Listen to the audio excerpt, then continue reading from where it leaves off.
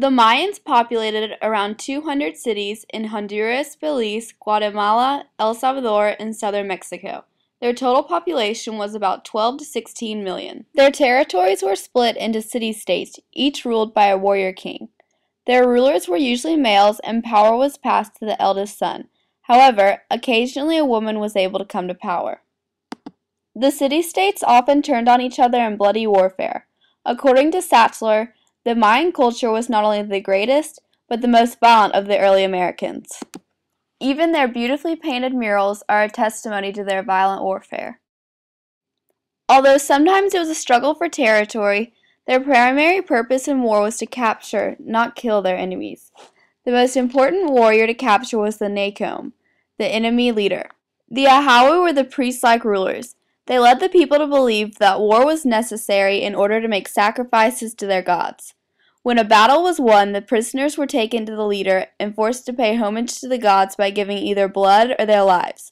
Those who were not forced to offer their lives were sold into slavery.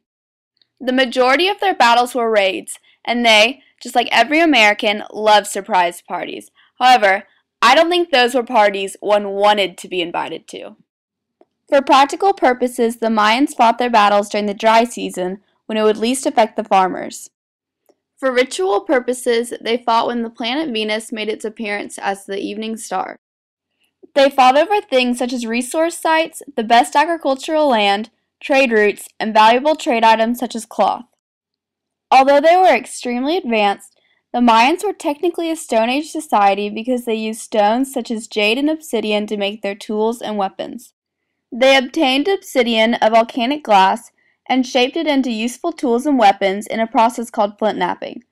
Most of their basic tools and weapons were made at home, but an expert craftsman made the more intricate ones. Today our wars can be fought from vast distances using highly powered artillery. However, the Mayans fought hand-to-hand combat. Their original weapons were the club, the lance, the dagger, and a trident-like weapon which was made of 3 blades cut from a seashell. They also fought with macanas, swords with wooden butts, and obsidian blades.